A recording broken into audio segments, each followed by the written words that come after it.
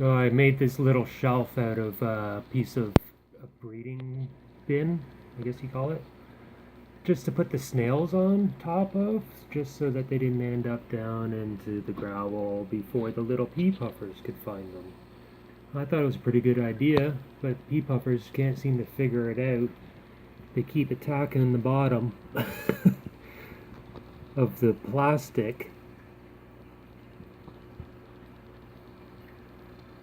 instead of going up on top and coming around and getting the good juicy food they're looking for. Anyways, thought it was a pretty good idea. They'll figure it out eventually. Just watch them for a minute here. Watch.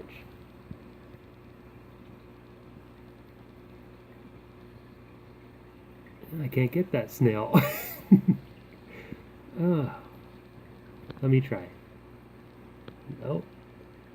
Nope, can't get that one neither.